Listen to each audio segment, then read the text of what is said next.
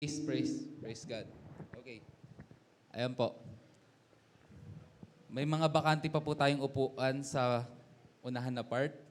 So, kung maaari po sana, wala pong nakatayo sa likod. Lahat po tayo makikinig ng salita ng Diyos. Amen po ba? Amen. Ayun po. Before ko po ipakilala yung magsasalita ngayong umaga, nais ko lang po sa inyong banggitin din na while praise and worship, isa lang po pinaramdam sa akin ng Panginoon or pinaalam sa akin ng Panginoon. Pinaalam sa akin ng Panginoon na yung tunay kong tahanan ay sa presensya niya. Si magsabi rin ng ganon. Mga mahal ko kapatid, para po tayong katulad ng isda na pag wala sa tubig, mamamatay tayo. Nauuhaw tayo, nahirapan tayo. Yung tubig, yun po yung presensya ng Panginoon. Kaya po ang hamon sa atin, manatili po tayo sa presensya ng Panginoon. At ready na po ba ang ating tagapagsalita? Papakilala ko po muna siya bago ko po tawagin. Kung si Pastor Perds po ay Habakuk. Alam niyo po ba yung Habakuk? Mahaba mag-preach. Ito pong tagapagsalita natin ngayong umaga, puno po ng wisdom. No? Puno po ng karunungan. Ano pong sunod sa Proverbs or Kawikaan? Meron po. Sulat pa rin po ni Haring Solomon. Kawikaan, ano po sunod? Mangaral sa Tagalog. Sa English po, Ecclesiastes. So ito pong tagapagsalita natin, puno po siya ng kawikaan, puno po siya ng karunungan, pero at the same time, Ecclesiastes din siya. So yung pag-uusapan po natin ngayon, punong-puno po, siksik. Kaya po, nawa, sulitin po natin yung mga oras na to sa pag-aaral ng salita ng Panginoon. Handa na po ba tayo? Palakpakan naman po natin ng Diyos. Ayan po. At inaanyahan ko na po sa oras na to, ang ating tagapagsalita. Purihin po at palakpakan po natin ang Panginoon sa buhay po ng ating chairwoman. Walang iba po, kundi si Teacher Mary Grace Pelayo. Once again, para po sa Panginoon, papuri sa Diyos.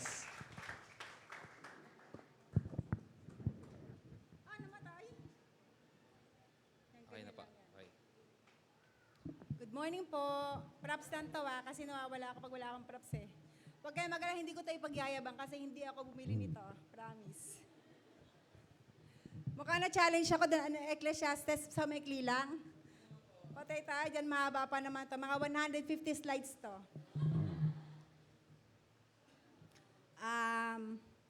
Ngayon pa lang hihingi na ako ng pasensya ha. Kung kailangan itong hihingi ng pasensya, mula Monday hanggang Friday, feeling ko nasa ICU ako eh. Alam niyo kung bakit? Seryoso ako doon, mula Monday hanggang Friday. Serious type ako doon, kaya ngayon wala ako sa ICU. Pwedeng tumawa. Kaya, sabi ko nga, kung magagalit kayo kasi lagi kayong tumatawa at hindi ako seryoso, pagpasensya nyo na kasi mula Monday to Friday bilang guro, para ako nasa ICU, laging seryoso. Kaya nga hindi ako magsiseryoso, di ba? Okay na ba? Sa umagang ito, sabi sa nabasa ko, meron daw 17% of the whole population ng Pilipino ay mahilig sa kwento. 0.034 and hanggang 0.035% ay naninirahan dito sa Taytay, Rizal. Siguro kasama kayo doon. Kasama kaya kayo doon? Siyempre, taga Rizal kayo. Not unless hindi ka nagrehistro dito. At ang ibang mga population ay nasa Dubai. Good morning sa mga nasa Dubai, nasa Canada, nasa Italy. Meron pa ba akong dinasabi? Baka ang iba nasa Binangonan at nasa Teresa. Hello sa inyo dyan. Good morning. So yung iba pang mga percentage ng Filipino na wala sa Taytay Rizal, magandang umaga sa inyong lahat. So again, ang mga Pilipino daw ay mahilig sa kwento. Kaya naman, sige, ayos. Ayan, ayos yan. Ha? May Macau pa pala. So good morning sa mga nasa Macau. Hindi ko alam kung ilang percent kayo dyan. Basta good morning sa inyo. And then, alam nyo kung bakit ko nasabi na mahilig tayo sa kwento? Yung Encantadia. Ang tagal tayo, inuulit. Kasi mahilig, at maraming nanonood, di ba? Kasi nga mahilig tayo doon. Wala pa rin tatalo sa kwento ng Mala Clara, di ba? High school pa lang yata ako na yung Mala Clara na. Sino nakapanood noon? di ba, pag tinanong kayo, alam niyo yun, di ba? Kasi Pinoy kayo. Alam nyo at mahilig kayo sa kwento.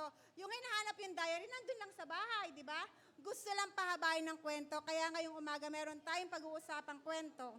At ang title ng pag-uusapan natin ay, Hindi Ako Yan. Anong title natin? Pag tinanong ko, pwede kayo sumagot. Anong title? Hindi Ako Yan. Sigurado ba kayo? Yun. Yun talaga yung title. Pero dahil marami tayong kasamang pastor, inayos ko yung title ko. Hindi ako yan. Revisiting our identity as Christians. Meron tayong pag-uusapang kwento ngayon, pero manalangin muna tayo.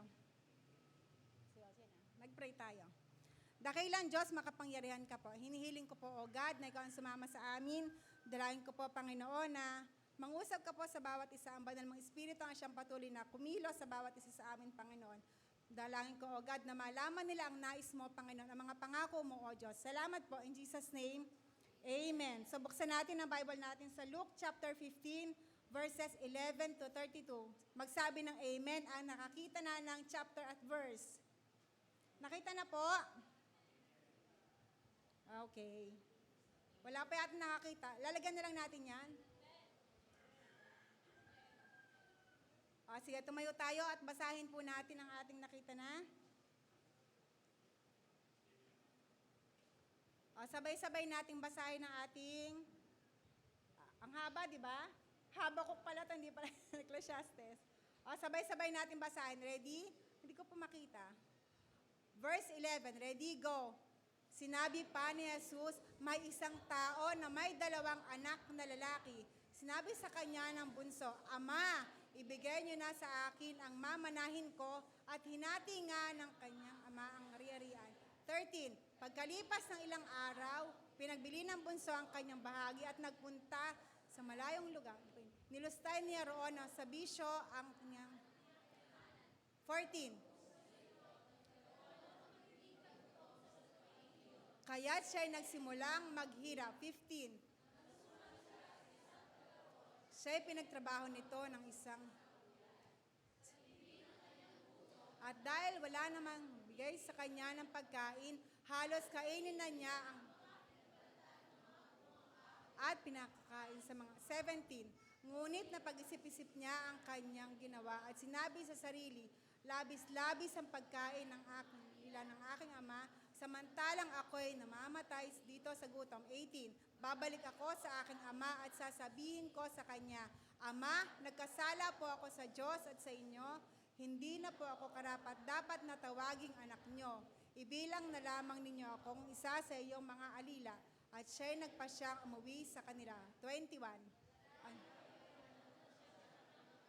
At dahil sa patakbo siyang sinalubong niyakap at hinalikan. 21. Sinabi ng anak, Ama, nagkasala po ako sa Diyos at sa inyo. Hindi na po ako karapat-dapat na tawaging anak nyo. 22. Ngunit tinawag ng ama ang kanyang mga alila. Dali, kunin ninyo ang ng sinsing at ng sandalyas. 23. Sapagkat ang anak kong ito ay namatay na, nawala, ngunit muling natagpuan at sila nga'y nagdiwang. 25. Nasa bukid noon ang anak na panganay. Nang umuwi siya at malapit na sa bahay, narinig niya ang tugtugan at sayawan. 26. Tinawag niya ang isang utusan at tinanong, Bakit? Anong mayroon sa atin? Dumating po ang inyong kapatid, sagot ng alila. Pinapatay po ng inyong ama ang pinatabang guya dahil sa inyong kapatid ay nagbalik ng buhay at walang sakit. Nagalit ang panganay at ayaw niyang pumasok sa bahay. Pinuntahan ng kanyang ama at 29. Ngunit sumagot at pinagling. At kailan ba'y hindi ko kayo sinuway? Ngunit ni minsan hindi niyo ako binigyan ng kahit isang maliit na kambing. 30. Subalit na dumating ang anak ninyo. Sa masasamang babae, ipinagpatay pa ninyo siya ng pinatabang guya. 31.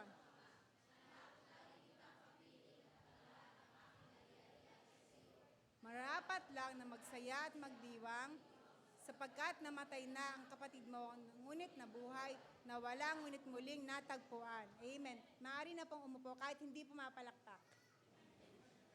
Kasi pag sinasabi ni Pastor yun, nalulungkot ako, hindi ako makapalakpak. Kaya sabi ko, upo ba ako? Hindi ako. Kaya sabi ko, pwedeng umupo kahit di pumapalakpak. Yun. Okay. Alam niyo itong kwento na to, sino ang bida dito ayon sa kwento? Lagi yung sinasabi, sino ang bida? O, di ba? Ang lagi yung naaalala, yung alibughang anak. Pero may mga characters pa dito. Tingnan natin ang character. Una, ang character dito ay, pero bago yan, tingnan muna natin. Hindi ko kayo tatanungin, hindi ko kayo pasasagutin. In your mind lang. In your mind, meron lang tayong simula. Top 3. Dahil third Sunday ngayon. Kung kayo ay malapit ng mamatay, 10 minutes na lang, huhugutin na yung aparato, patay ka na. Sino ang 3 taong kakausapin mo? Ready? Isip lang. 1, 2, 3, go. Di ba? Parang nasa school lang. Okay na. Taas ang kamay kung tapos na. Yung kakausapin mo, 10 minutes ha. 10 minutes na lang, tapos tatanggalin na lahat ng aparato sa'yo, tapos patay ka na. Okay na? Tapos ang kamay nung tapos na. Sino ang 3 taong kakausapin mo? Wala pa natatapos ha. Wala itong kakausapin ha. Or ayaw niyo pang mamatay? Okay, sino ang tapos na? Sige, ang alas 12 tayo dito. Okay, next. Tandaan nyo, sino ang 3 taong kakausapin mo? Kung meron ka nilang 10 minutes at mamamatay ka na, okay na tayo. Next naman, kung halimbawa namang nandito tayo, wag naman sana dumating, may sunog, tas 3 lang ang tatanggalin mo, 3 lang, hindi lahat. 3 lang ang kaya mong iligtas o kunin. Ano ang kukunin mo? Ready? Go. Tatandaan nyo yung sagot nyo ha. Ano ang 3 bagay na kukunin mo at ililigtas mo? Okay na ba? O, tas ang kamay kung tapos na. Okay na? Napag-isip na, okay, thank you, may nag-isip. And last one, self-check tayo. Kung halimbawa ngayon magpaulan dyan ng pera at marami kang perang nakuha kasi hindi ka tulog, ano yung 3 bagay na bibilhin mo at saan mo ito gagastusin? 3 lang ha? Bibili ako ng pera. Okay na ba? 3 bagay na bibilhin mo or gagastusan mo. Okay na, okay, thank you, Bebs. Mali pala. Badet pala to. Akala ko, Bel. Okay, good. Mabilis na ubos. Meron na siya agad. Okay, natas ang kamay nang tapos na. Tandaan niyo, isip niyo ha. Okay, baba ng kamay. Okay, balik tayo ha. Una, alam niyo ba yung 3 bagay na 3 tao na kakausapin niyo? Yun ang 3 tao na mahal niyo. Tandaan niyo na. Hindi niyo kakausapin for sure ang may utang sa inyo. Diba? Pero ang matatandaan nyo, bago kayo mamatay, ang hahanapin nyo yung pinakamahal mo. Tandaan nyo, ngayon isipin nyo, sino kaya yung 3 tao na mahal nyo? Hindi ko kayo tatawagin kung anong sagot nyo. Basta tatandaan nyo na, yung last 10 minutes, kasi tatanggalin yung aparato, yun ang mga taong mahal nyo. O mahal nyo ba talaga sila? O baka mali lang yun.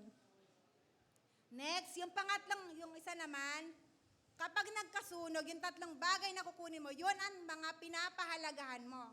Sa una, minamahal mo. Pangalawa, pinapahalagahan. Tandaan niyo ba yun?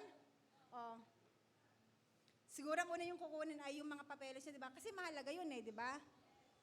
And last one, kung meron kayong sandamakmak na pera, yon naman ang gusto mo. Di ba? Naisip ko lang kung akin, bibili ako ng pera. Kasi gusto ko pa yung marami di ba? Di nyo naisip yun, no? Inyo na yon kung ano yung 3 bagay na gusto mo. Sa una yung mahal mo, pangalawa, yung pinapahalagahan mo, at pangatlo, yung gusto mo. Okay, and so, having said that, bakit 3? Kasi third Sunday tayo ngayon. Okay, and now, let's go to bakit wala na dito? Meron tayong mga pag-uusapan na mga character doon sa kwento. Una ay ang ama, verse 11 and verse 12. Mayroong isang tao, baka kayo yon. Mayroong isang tao na may 2 anak. Kayo ba yon? Hindi ako yon. Kayo ba yon? Di ba? Alam nyo, usual ang ginagawa ko, iniisip ko lagi, hanapin ang nasa ng image ng Lord doon. At the same time, nasaan ang image ka bilang tao doon? May ama daw, baka kayo yon. Hindi daw yan si Pastor First kasi isa lang anak niya, kasi 2 yung tao doon, di ba? At ang ama na ito ay, ang kanyang attitude ay mapagbigay. Baka kayo yun. Sasabihin nyo naman, kayo ngayon. Kanina, hindi ako yun, ha? Meron daw ama doon sa verse 11 and verse 12 na may 2 anak na lalaki. Sino kaya yon dito? Meron ba dito? May ama na may 2 anak na lalaki. Sino yon? Hindi rin daw yon si Jesse kasi isa lang anak niya. At ang ama na ito ay mapagbigay, sabi ng verse 11 and 12. Alam niyo ba, ang ating Panginoon ay mapagbigay. Tingnan natin ang Matthew chapter 7 verse 11. O, nakita niyo na? Pakibasa po ng malakas. Matthew 7:11.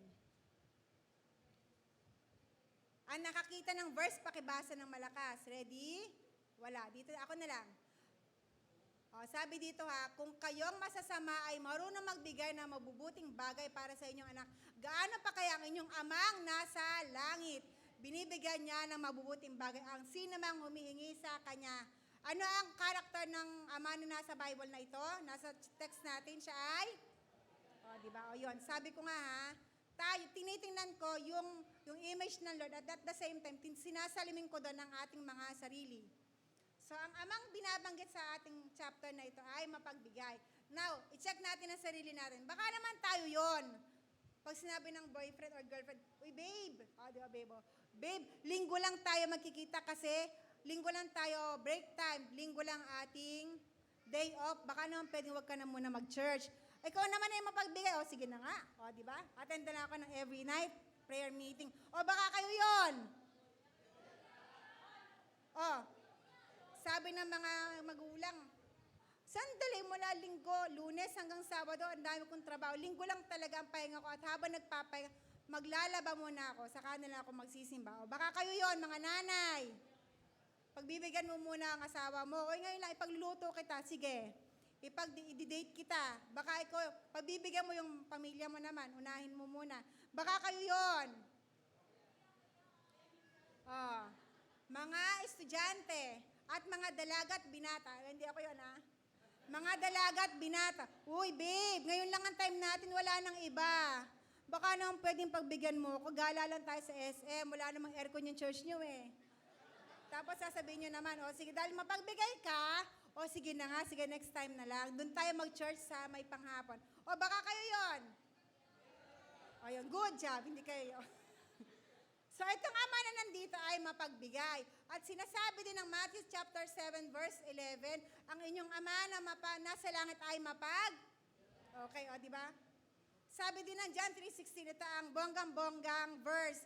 Sabi ng John 3:16, sabay-sabay nga tayo. Ready, go. Gayon na lamang. Kaya ibinigay niya ang kanyang bugtong na anak upang ang sino man sumampalataya ay hindi mapahamak. Amen. So, ang Diyos Ama ay mapagbigay. So, yun yung karakter ng Diyos, At sana tayo mga anak ng Diyos, tayo mga Kristiyano na nasa floodway at nasa ibang lugar, hindi tayo mapagbigay sa mga masasama. Diba? Ganun lang yon. Next, pangalawa kasi minsan na nakikita natin sa chapter nito, yun lang aliwagang anak. Kawawa naman siya. Tingnan naman natin yung pangalawang karakter. Pangalawa ay sino ang pangalawang karakter? Bunso. Paano wala dito? Ang pangalawang karakter natin ay ang bunso. Ano naman ang ginawa ng bunso? Ano naman ang ginawa niya? Meron bang masama sa ginawa ng bunso? Wala, di ba? Ang sabi lang naman niya, Ama, kukunin ko na po yung share ko. Di ba? Buhay pa siya, hiningi na niya yung share niya. At walang masama doon kasi ang sabi ng Matthew 7:7, tingnan natin ang Matthew 7:7. Sabi doon, sabay-sabay tayo, ready, go.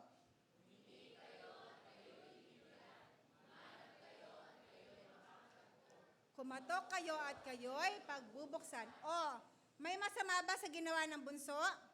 Wala. Pero lagi natin nakikita, alibughang anak. Nanghingi lang naman siya. Bakit natin pinapasama yon?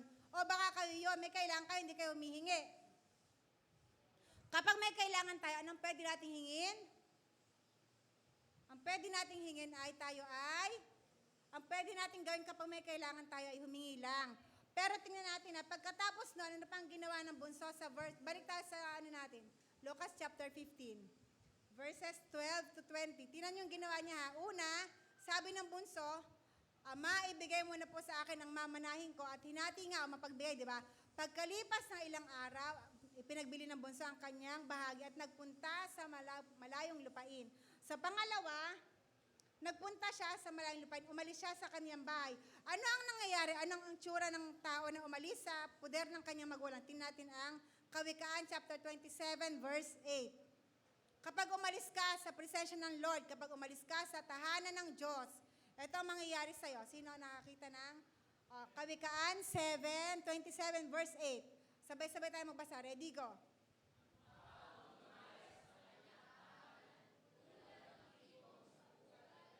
Oh, tingnan nyo ha, yung bunso, hindi naman siya pinaalis, di ba? Pero nung ginawa nyo, nung nagkapera, umalis. Nung pinagpala, umalis. O baka kayo yon, nung pinagpala kayo ng Diyos, umalis na kayo sa presensya niya. Kayo ba yon?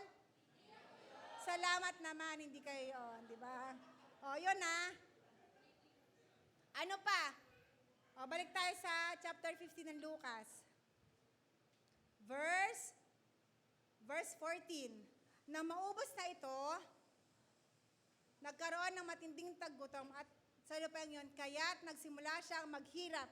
Ano ang nangyayari sa tao kapag nawala sa presensya ng Lord? Tingnan natin ang Awit 37 verse 25. O, tandaan niya, pag nawala lang kayo sa presensya ng Lord, ewan ko lang sa inyo, subukan niyo lang. O, tingnan natin ang 37 verse 25. Sabay-sabay tayo, ready, go.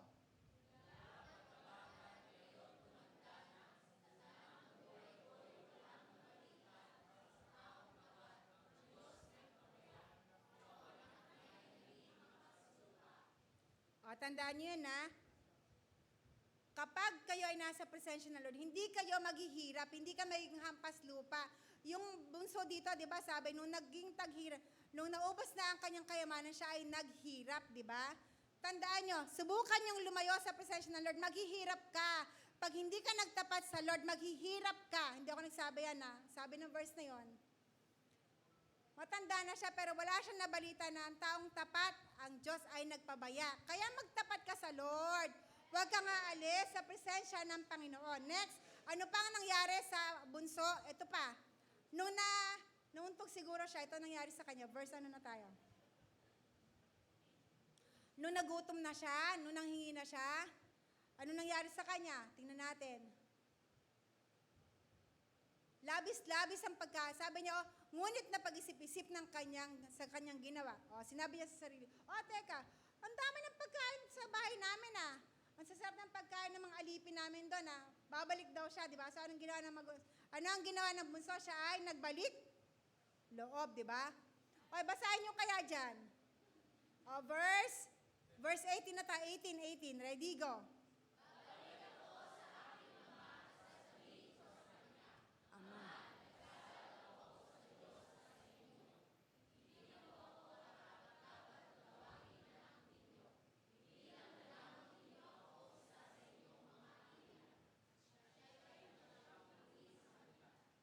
Di ba? Anong ginawa ng bunso? Siya ay nagbalik loob. Tapos pinapasama natin, nagbalik loob na nga siya, di ba?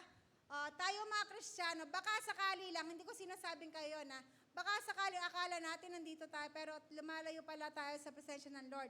Anong sinasabi ng 1 John 1:9? Magbalik loob tayo sa Panginoon. Basahin natin 1 John 1:9.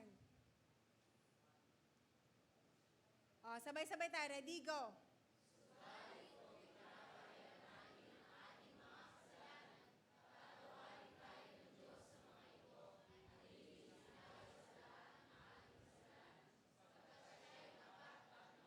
Tandaan natin na ang sinabi ng anak, Ama, patawarin mo po ako. So nagbalik loob siya, humingi siya ng tawad sa Panginoon. Kung tayo man itong bunso na to na nagkasala tayo sa Lord, kung hihingi ka ng tawad sa Lord ngayong oras na ito, anong sinasabi ng 1 John 1:9? Tayo ay kanyang patatawarin. Kaya sabi, siguro kaya na-compose ni Trisha Amper Jimenez tong kanta na to. Pakinggan natin. Ano pa ang sinasabi muna pala ng Revelation chapter 2 verses 4 and 5? Baka para sa atin to. Hindi na sasagot ng hindi ako, baka inyo to Ready, go. 4 and 5. Subalit, ready, go.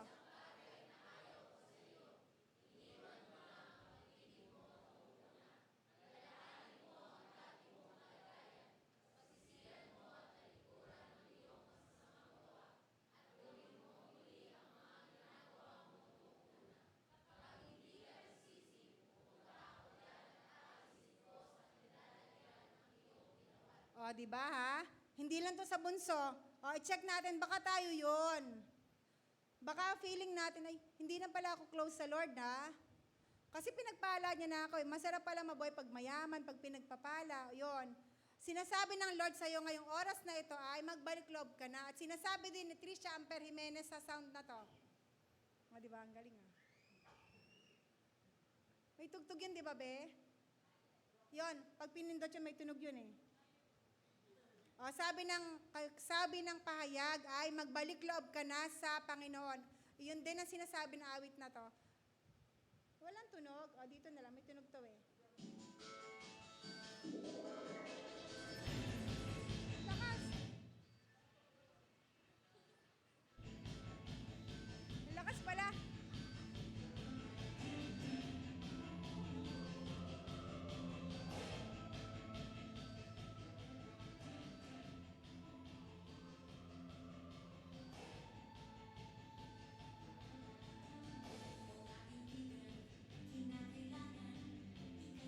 Konti.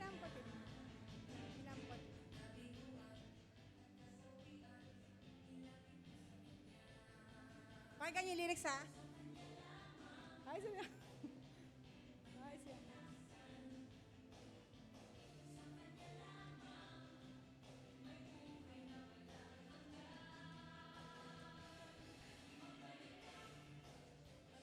Ayos yan. Natutunan ko rin.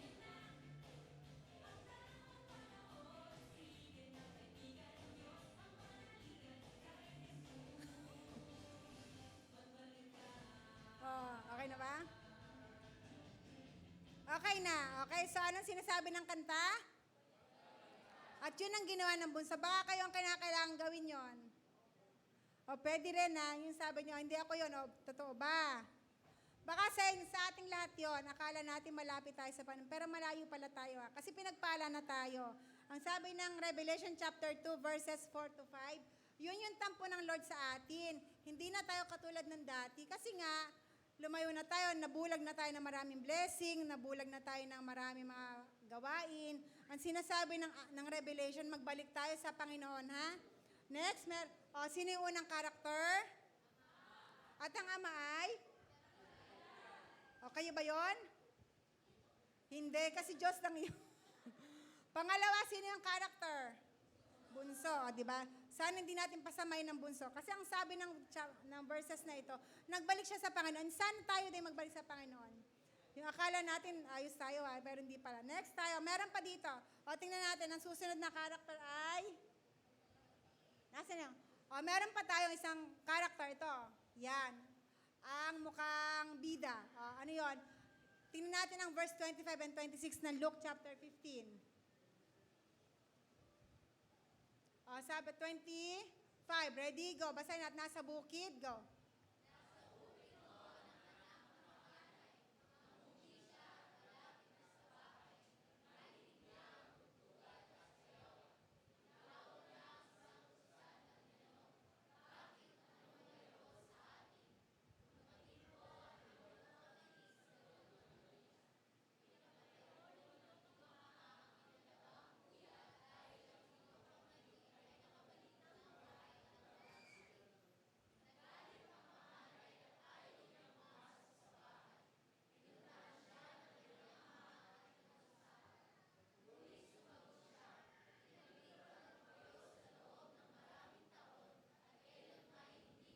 Parang hanggang lang tayo, hanggang 26 lang tayo. 25 to 26, sabi ng 26. 25 muna, nasa bukid noon ng anak na panganay. Nasaan ang panganay? Nasa? So, ibig sabihin, itong kapatid na to ay working, nagtatrabaho. Sa tingin natin, mukha siyang masipag. Baka tayo yon. Nagtatrabaho tayo. Tayo ba yon? Tayo ba yung nagtatrabaho? Konti lang ang working sa atin, ang lungkot naman nun. O, yun na. O, next. Alam nyo, magandang bagay na nagtatrabaho. Alam nga naman nasa bukid at nakatambay, di ba? Ang init naman nun. Tingnan natin ang Deuteronomy chapter 8, verse 18. Walang masama kung nasa bukid. Kasi blessing yun na nagtatrabaho siya. Tingnan natin ang Deuteronomy chapter 8, verse 18. Ready? Go. Basahin natin.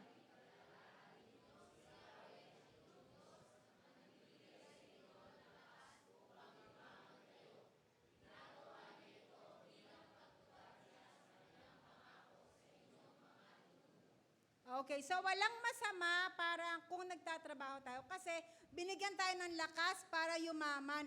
Hindi lakas para kumain. Lakas para, sabi sa English, for the Lord give us the ability to produce wealth. So itong verse na ito, yung kapatid, nagtatrabaho siya sa bukid at walang masama doon. Kaya nga mukha siyang bida dito di ba? Pero tingnan naman natin ang verses. Yung sumunod na verse, sige, ituloy natin Sa 25, ang sabi doon ay, nasa bukid ang kanyang kapatid. Pero pagdating sa 26, tinawag niya ang utusan, anong meron sa atin? Dahil katatrabaho niya, hindi niya na alam ang nangyayari sa bahay nila. O baka kayo yon, sobrang trabaho, hindi niyo na alam anong nangyayari sa bahay ninyo. Sa pamilya nyo, may panahon pa bago nyo kausapin yung 3 tao, buhay pa kayo. Baka sobrang busy kayo ba yon? Wala na kayong time sa family nyo? Gulat ka, anong meron? May party na pala, hindi nyo pa alam, di ba? Sana hindi nangyari. Hindi alam ng kapatid na to ano ang nangyayari sa bahay nila. Kaya naman, let's go to sumunod na verse, 27 na tayo, 27. Dumating po at pangatlo na yun. Tama na pala. Sorry. Una yung ama mapagbigay, yung may masama ba sa ama? May masama ba sa bunso? May masama ba sa panganay? Nagtrabaho lang naman siya, di ba? Ano masama doon? Wala. Pero, mayroon pa ditong pang-apat na karakter. Sino naman to? Baka kayo to. Tingnan natin. Baka tayo to. Verse 20. Next na po. Sino sila? Ito, masaya to. Nasa susunod po na slide. Ito, meron pang pang-apat na karakter tong kwento na to. Sino yung karakter na yon? Yan, ito yung chiwari-wari up naman. Yan. Merong katulong doon. Sabi doon sa verse 27, nung dumating yung panganay, tinawag niya. Ang sabi niya doon ay, anong nangyayari? Anong sinabi ng katulong? Tinatanong lang anong nangyayari. Ito ng chiwari-wari up na to, ay napakadaldal naman. O baka kayo yon. Ang tanong lang, anong meron sa bahay? Dapat nagpa-party. Hindi, anong ginawa niya? Nag-exaggerate niya pa. Kaya nagalit yung lalaki. Sabi niya, dumating po ang kapatid niyo. Pinagpatay po ng tatay niyo ng guya. Yon. Dahil sa kadaldalan niya at kasusulsul niya, ano nangyari sa verse 28? Tingnan niyo yung katulungan. Tinatanong lang, anong meron sa bahay? Dapat sabi, may party po. Tapos, anong ginawa niya? Dumating po yung kapatid mo, tapos nagpa-party. Di ba? O baka kayo yon. Anong sinasabi ng Santiago chapter 3 verse 6? Tinan nga natin. Basahin natin ang sabay-sabay. Ready, go.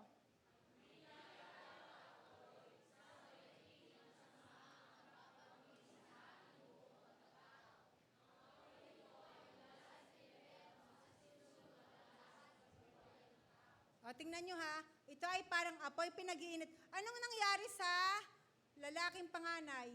Pinag-apoy niya yung damdamin. Dahil dyan, nagalit siya, di ba? Kung sinabi lang ba niya, may party po. Ganun ba? Baka posibleng ganun ang story. May party ba? Pupunta siya. Di, dumating yung kapatid mo, tapos nagpa-party pa. Ganito pa. Dinaldal niya kasi, sinasabi doon na yung kadaldalan natin, yung mga bibig natin, baka kayo yon.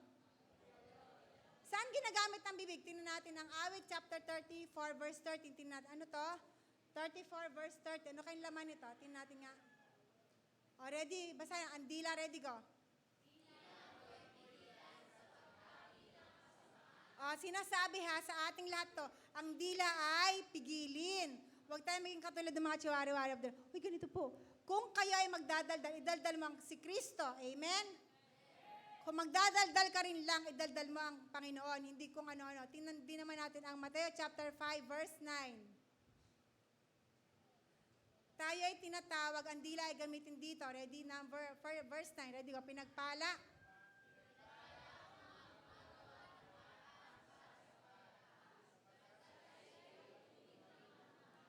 Gamitin natin ang dila natin para maging peacemaker tayo, hindi yung pagsasabungin mo pa ang magkapatid.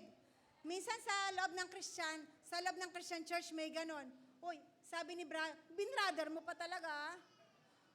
Sabi mo daw? Hindi sabi ni sister yon. O sabi doon na, blessed are the peacemaker at ginagamit ang ating dila. Huwag tayo maging katulad ng katulong na to. Katulong ka na pag-away mo pa talaga naman. O baka kayo yon. Ulit kayo ba yung tagapaglingkod na to?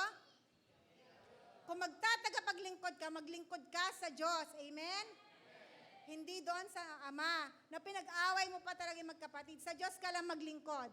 Next one, una yung Ama, yung bunso, yung panganay. Hindi na papag-usapan yung tagapaglingkod na to sa kwento na yun. Lagi ng alibughang anak. Pero may character doon yung tagapaglingkod at baka tayo yon. Hindi ako yon. Baka tayo yon. Hindi ako yon. Buti naman. Balik tayo sa mukhang mabait. Panganay, verse 28. Malapit na tayo matapos. Verse 28. Basahin natin. Ready, go. Nagalit?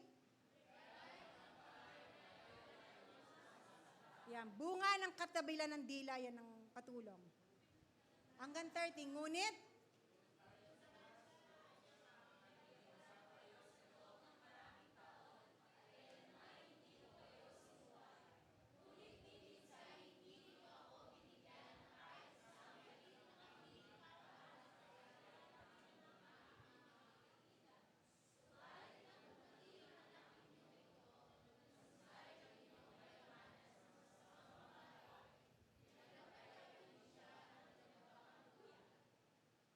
okay, thank you. Hanggang doon lang muna tayo. O, tingnan natin na, itong panganay na to, ang nang ginawa niya, nagalit, nagtampo, at nanumbat. O, baka kayo yon.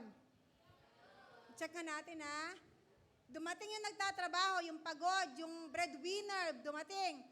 Nakita niya, may party, tinanong niya yung chiwari-wari wap na madaldal. Ano nangyari sa kanya? Anong naramdaman niya? Nagalit, nagtampo, and because of that, ito ang ating bridging to another topic. O, dalawang topic tayo. O, dahil dyan, gusto ko lang sigurado, kayo ba yon? Tayo ba itong panganay na to? Yung feeling magaling, feeling mabuti, feeling very good, at feeling kristyanong-kristyano, sana ay hindi tayo yon. Alam niyo bakit ito nararamdaman? Yung kung sino pang mabuti sa bahay, ito naman ang nararamdaman. Kasi, ito yon.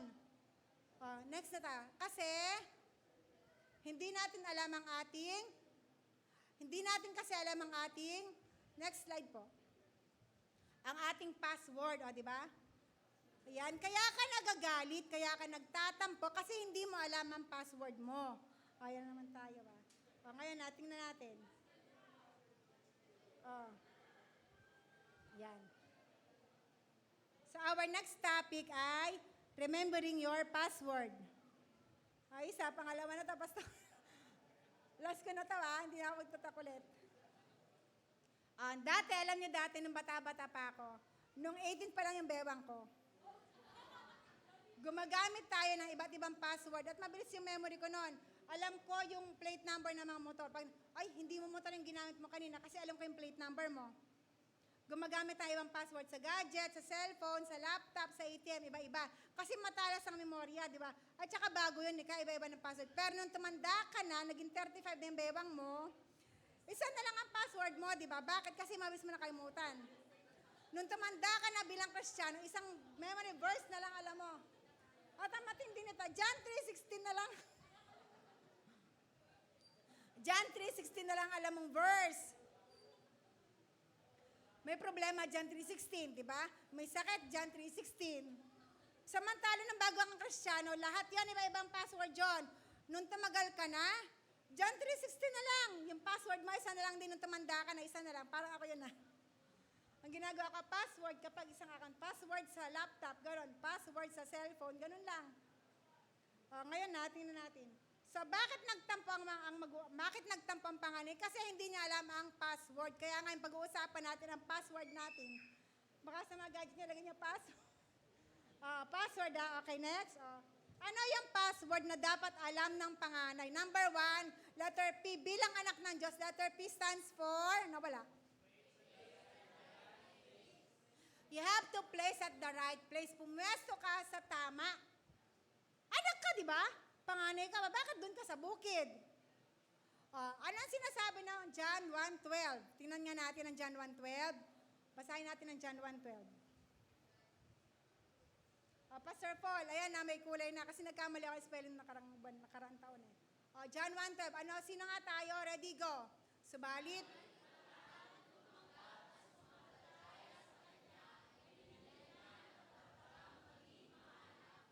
so bilang Kristiyano, ano ang dapat nating pwesto? Bilang anak, hindi ka alipin, hindi ka katulong. So bakit ka mukhang kawawa dyan? Dapat tayo ay anak. Gumalaw ka bilang anak ng Diyos. Kaya siya nagtampo kasi bakit yung anak, yung bunso, ay kung hiningi niya rin yung amana niya, ako din, anak mo rin ako Ganun yun. Problema niya yun. Problema mo yun kasi hindi ka tumatayo sa dapat mong katayuan. Bilang Kristiyano tayo, taas ang kamay nung tumanggap kay Kristo? Di ba? Ako yun. Ganun, di ako yun Ako yun, ngayon, ako yun. Sabi ng John 1:12, ang mga tumanggap sa Diyos ay binigyan ng karapatang maging. So tumayo ka sa pwesto mo, kung saan nakaupo kumakain ng mga anak ng Diyos, doon ka. Huwag kang kumukhang kawawa, hindi ka alipin. Ikaw ay anak ng Diyos. Kaya nga pag may kumakanta, I am a friend of God. I am a child of God. Ganun ang kanta ko. Hindi naman niya naririnig. Hindi ako naririnig ng composer Okay lang yun. Letter P. Ulit letter P. Anong password niya? Dapat? Pumesto ka sa dapat mong kalagyan. Lumugar ka. Next, letter A na tayo. Letter A, ang password mo dapat. Letter A ay, ready, go. Assert. Dahil ampon ka, dapat aangkinin mo anong pribilehiyo bilang anak ng Diyos. Tingnan natin ang Galatians 4:7. Galatians 4:7, ito ready, go. Basahin niyo, sabay-sabay, go.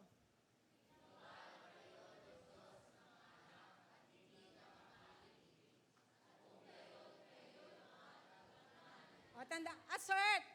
Huwag mong keme-keme. Dapat may karapatan ka, may karapatan ako dyan, Ganon.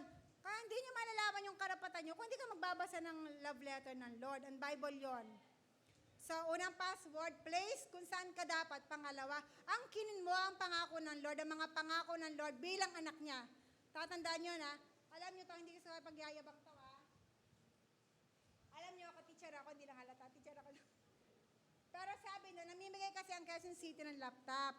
So, Grace, ikaw, hindi po, meron pa po ako Meron naman talaga ako, hindi nga lang kagandahan. Pero basta meron ako, hindi ko tinatanggap yon. Meron pa po ako, ibigay nyo yan sa iwala. So sabi ko gano'n, mukha ako mabait mukha akong panganay Meron pa po ako, okay lang po ako. Biglang lumigwak yung laptop ko, yung Asus, lumigwak. Sabi niya sa akin, Grace, meron dito na laptop na yung tira ni ganito. Kasi umalis na siya, baka gusto mo yon para mabilis. Ay, ayoko. Teacher ako dito, bakit niyo ako bibigyan ng tira-tiraan? Ayoko nga. Hindi ko ginugusto yung tira-tira. Ayoko yun. Biglang may dumating, Grace, tinatanggap dapat yung kasi teacher ka dito, kasama ka, karapatan mo yung ganun ba? Sige. Ay, nang dumating, at saka ayoko yung tira, hindi ko alam yun. Kung tira-tira rin lang, yung akin na lang, akin pa yon, di ba? Dumating to, Grace, natatanggap ka na ba? Bigyan ko na lang. Nga pala, nag-pray ako dun sige po, hindi na tira-tira yan tera na yan. Hindi ka naman tera, mabilis daw to. Mabilis ba yon? Sabi, mabilis yan, tera yan hindi to tira tera ran. Tera daw. Hindi ko lalagyan ng pata, baka mas mabilis pa itong lumakad kaysa sa akin. Hindi ko lalagyan ito ng paa, baka mas mabilis pa itong lumakad sa akin. So, yun yung, ina-assert yung dapat inaangkin mo yung karapatan mo, anak ka ng Diyos Kaya simula nun, sige, kukunin ko na. Ganon yun dapat, kasi karapatan mo yun Isa pang kwento para maalala nyo yun. Para mas mabilis yung maalala, kasi Pilipino tayo Alam nyo, nag-uusap kami isang araw doon sa Batangas ng 9 mga magkakapandami namin, di ba? Pero mas panalo pa rin ang Rosario family. Sabi nila, dinako po ako, sabi ko, so, alin pala dito ang bahagi ng lupa ko? Sabi ng isa sa 9 kong kapatid, meron ka pa dito? Meron ka pa dito, ate? Sabi ko naman sa kanya. Akala kasi nila mayaman ako, maganda lang ako, hindi ako mayaman. Meron ka pa dito, ate, ang yaman mo na. Sabi ko, ipapaalala ko lang sa'yo, Pilayo din ako, Anak din ako, Papaalala ko lang sa'yo, baka nang nakakalimutan mo. Ako ay anak din. Okay. Kasi ang yaman mo na. Hindi ito pinag-uusapan kung mayaman. Ang pinag-uusapan dito, ako ay anak. So yun lang kinukwento ko sa iyo, baka mas mabilis yung maalala yun. Tayo ay may pribilehiyo bilang anak ng Diyos. O tatandaan nyo na dalawang kwento na totoong buhay yon. Sana maalala nyo yun bago kayo malis. Una, number 1, place you at the right place. Pangalawa, assert your right. At pangatlo, ano yung pangatlo? Speak as a... magsalita ka. Kausapin mo si Lord. Malaya tayong humingi na, sabi ng Mateo chapter 7, verse 7 to 8. Anong sabi? Matthew 7:7. Humingi, ready, go. Humingi.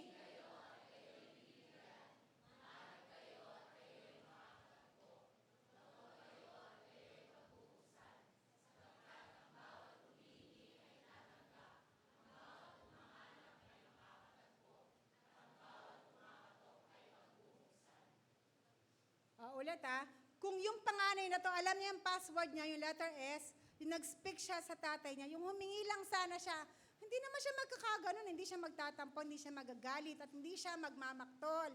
Tayo baka ganon, Lord, bakit siya meron? Bakit ako wala? Humingi ka ba?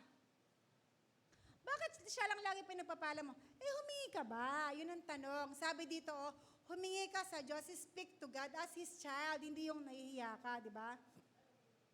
At sa paghingi natin, anong sinasabi dito? Ang Diyos ay saganang magbigay. Ang ganda ng type ko, di ba? Kulang lagi. Sabi ng Santiago chapter 1, verse 5. Sabay-sabay tayo. Ready, go. Santiago 1, verse 5. Ready, go.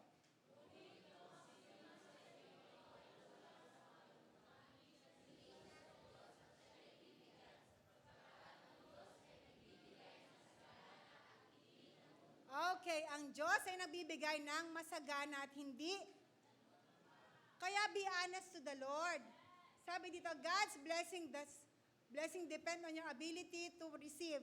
Kung hindi mo na kaya, hindi na bibigyan ng Lord John, di ba? Kung hihingi ka, tapos ang faith mo lang maliit, Lord, okay na to. Okay na iano ko. Hindi. Dapat kung hihingi ka, maglay ka ng malaking space para sa blessing ng Lord. Yung kwento namin kahapon sa 2 King chapter 4 verses 6 to 7 yung kay Elisha. Sabi niya dito, sabi niya, hindi kasi alam ng nanay na wala na siyang lagayan. Hindi alam. Sabay-sabay. Basahin niyo kaya para hindi ako nabubulol. Ready, go.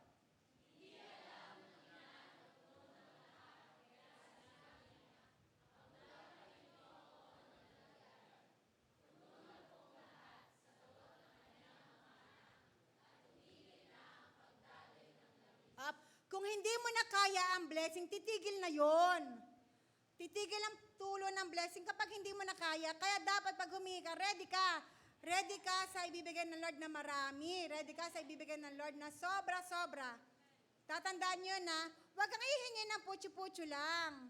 Hihingi ka ng madami, pero dapat ang faith mo, ready rin. Kaya ako sabi ko, Lord, niready ko kasi yung garahe ko malit lang yun. Kaya yung pangatlong sasakyan hanggang dun lang dapat yung kasya, Lord. Ganon dapat yung hingi. Sabi dito, ang Diyos ay saganang magbigay at hindi Alam niyo tong prayer na to, medyo may lesson ako dito. Alam niyo nung college, way back 2001 college ako doon. Ako talaga, hindi ako matalina, pero mabait akong tao. Yan ako. Sabi ko lagi, Lord, magtitest tayo bukas Kapag yung score ko, score mo rin yun Kaya simula first year to fourth year, maganda yung score ko. Pero pagdating nung February, sabi ko, nagkaroon ng problema sa bahay namin Sabi ko, Lord, sige, kahit hindi na po ako honor, basta ayusin mo lang yung problema namin kahit hindi na po ako honor, okay na ako doon.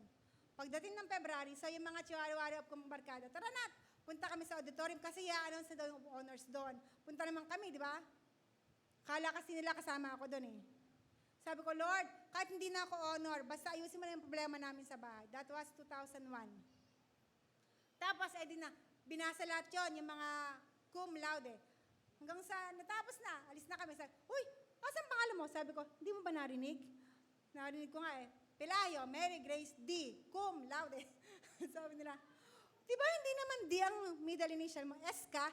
Narinig ko nga, Pelayo, Mary Grace D, cum laude. Anong sabi? Hindi niyo narinig yun. Sabi ko, narinig ka, Apelayo, Mary Grace D, cum laude. Tapos bigla ko naisip, bakit nga pala ako hihingi ng, bakit ako makikipag-bargain sa Lord? Pwede naman sabihin, Lord, ayusin mo na yung problema namin, cum laude mo pa ako. Eh dahil mahilig ako makipag-bargain, binigay nga ng Lord, di ba? Kaya ngayon, natutunan ko na maghingi ng ayos sa Lord. That was maraming panahon. Sabi ko talaga, sabi ko, Lord, gusto ko talaga yung may sahod na, wala pang trabaho. Basta gusto ko yon. So gusto ko, yung kanina sabi ko, mabait ako, di ba? Sabi ko talaga, Lord, gusto ko magtisis na lang ako. Kasi pag nagtitisis ka, hindi ka papasok sa school, pero may sahod ka. Gusto ko yun. Yung mag-aaral lang ako, tapos may sahod ako, hindi ako mababawasan. Kinuha ko na, kasama ako sa nakuha ng ABS-CBN. Hope, hindi ng Regal Shaker, ha? Hindi ng Shake, Rattle, and Roll. Kasama ako sa nakasama sa kinuha ng ABS-CBN bilang beneficiary ng pag-aaral. So, libre yon, praise God to that.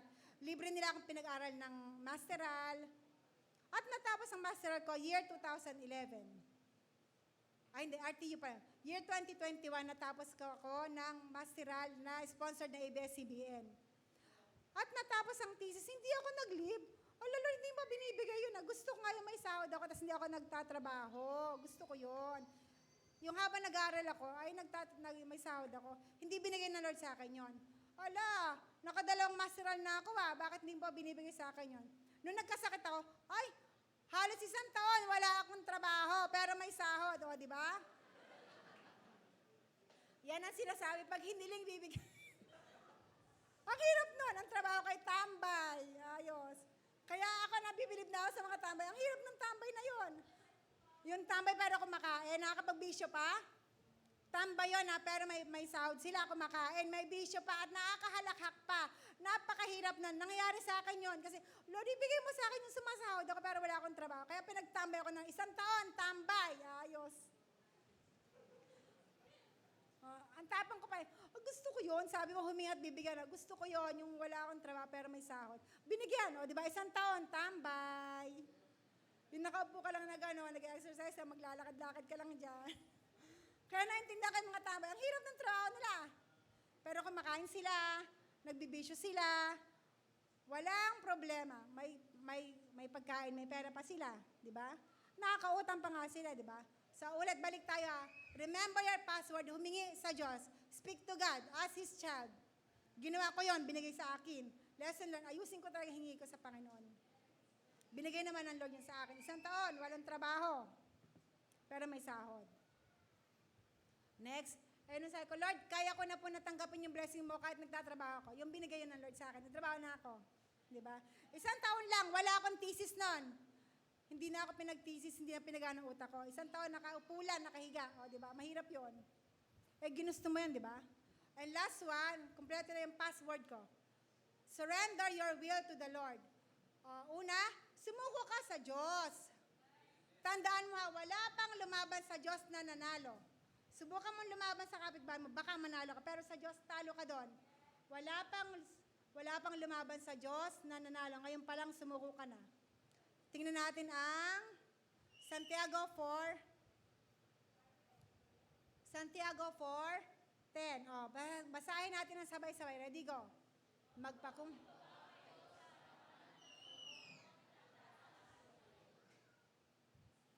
Anong sinasabi doon? Magpakumbaba daw tayo sa harap ng Panginoon. So, letter P, remember your password. P, place your... Pumesto ka sa Diyos. Letter A ay... Letter S. And letter S na isa pa. Isuko mo sa Diyos yung gusto mo. Yung gusto mo, isuko mo sa Panginoon yan. Balikan natin yung kanina, ha? Yung mga mahal mo sa buhay, hindi ko alam kung anong meron ka ngayon. Hindi ko alam kung anong pinagdadaanan mo. Hindi ko rin alam kung anong meron sa mga mahal mo sa buhay, ha? Pero, ang alam ko lang na pag sinuko mo yan sa Lord, may magagawa siya. Kasi ang sabi ng 1 Peter 5:7, anong sabi ng 1 Peter 5:7? Cast all your cares on Him, for He cares for you. Pagkatiwala mo sa Panginoon ang lahat na iyong kabalisahan, at siya ang kumukup-kup sa iyo. So yung kanina, yung 3 tao na mahal mo, isuko mo sa Lord yan. Yung tatlong bagay na pinahahalagahan mo, isuko mo sa Panginoon yan. At yung 3 bagay na gustong-gusto mo, isuko mo sa Panginoon yan. Mapapaayos ka. Promise. So, tandaan nyo na. So, meron ka bang mahal sa buhay na kailangan mo isuko sa Panginoon? Isuko mo yan sa Panginoon ngayon. Pangalawa, meron ka bang 3 bagay na mahalaga sa'yo? Isuko mo sa Lord yan. Lahat ng sinusuko sa Lord, hindi nawawala. Sa Isaac nga nung sinuko ni Abraham sa Diyos, hindi naman niya kinuha eh. Tinest lang ng Panginoon yon, pero hindi niya kinuha yon. Yung mga mahal mo sa buhay, isuko mo sa Lord yan ngayon. Hindi yan kukunin ng Lord. Pagpapalain ka ng Panginoon. Yung mga 3 bagay na gustong-gusto mo pero hindi mo makuha, isuko mo sa Lord yan. May magagawa ang Lord yan. Tandaan mo yan. So, yun lang. I hope today may natutunan kayo. Una, sana hindi kayo yon. Hindi kayo yung bunso na nag-aagad-agad. Hindi kayo yung tagapaglingkod na chismosa. Hindi kayo yung panganay na nagtatampo, nagmamaktol, nagagalit sa ama. Dahil alam mo ang password mo. Amen? Magandang umaga po sa inyo lahat. I hope naalala niyo yung kwento na yun.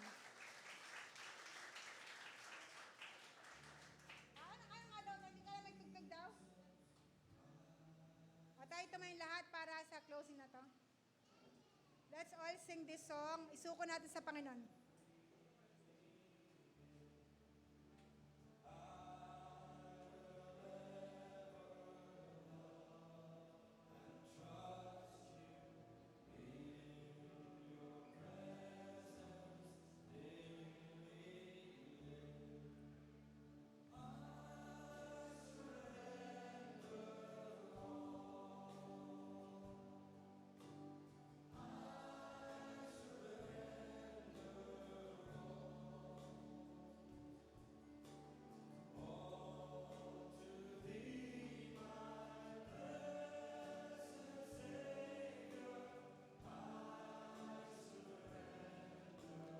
You can draw near to God today. Lumapit ka sa Panginoon. Isuko mo yung 3 taong mahal na mahal mo.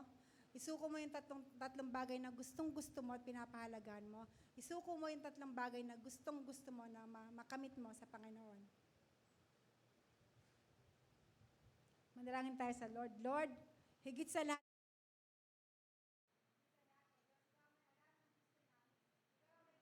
sa mga mahal namin sa buhay. Isinusuko namin ang lahat ng ito, O Diyos. Patawad po kung kami, O God, ay nagtatampo sa iyo, kami ay nagmamaktol sa iyo, kami ay nagmamalaki sa iyo. But today, Lord God, sumusuko kami, O Lord, naalala po namin na dapat kami tumayo bilang anak mo.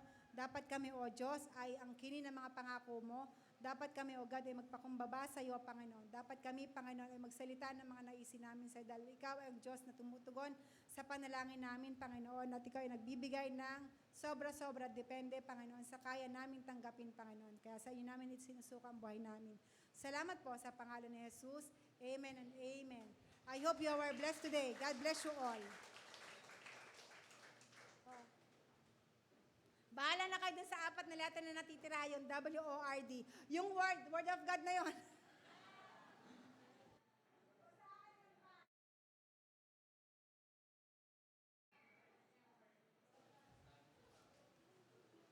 Ate Lore, na nakapangalan to sa akin ha. Paalala mo sa akin na ito ay blessing ng Lord at pera. Baka mabilis na tumakbo.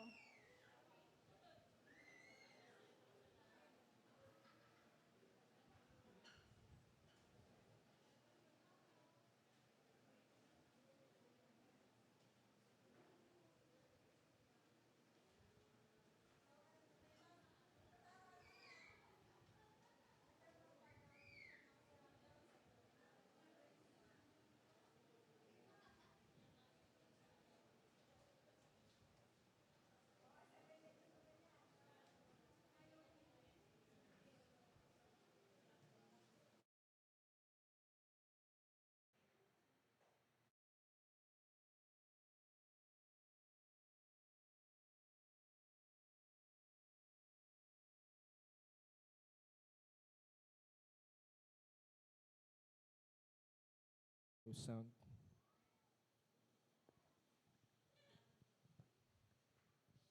Amen. Napakaganda po ng ating pong pinagsaluhan ng salita ng Panginoon. No? Maraming tawa, maraming kwento. No? At isa po sa mga nakakapukaw ng atensyon ay yung engagement. Yan. Ang ate ko po magaling sa engagement. Para nga lang siyang nagde-demo ngayon.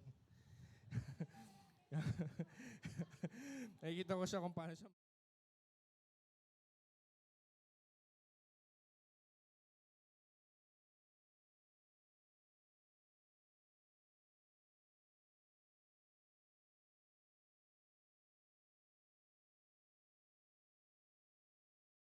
Narinig mo na ba? Narinig mo na ba? Narinig mo na ba? Narinig mo na ba na ang Diyos ay magbubuhos ng masaganang pagpapala? Tumanggap ng kaligtasan, kalayaan, kapahingahan at kapayapaan, kagalingan at katugunan sa lahat ng ating mga pangangailangan. Ang Jesus Christ, our Deliverer Christian Fellowship, ay nakahandang maging daluyan ng masaganang pagpapala para sa iyo. Samahan niyo po kami sa gawain ng Panginoon. Maaabot ka kahit sa loob ng iyong tahanan through our different online platform. You are invited! Come, join us! Halina, tara! At ihandog ang ating mga pasasalamat, pagpupuri at pagsamba sa ating Diyos na buhay. Be online and be blessed. Be online and be blessed. Be online and be blessed.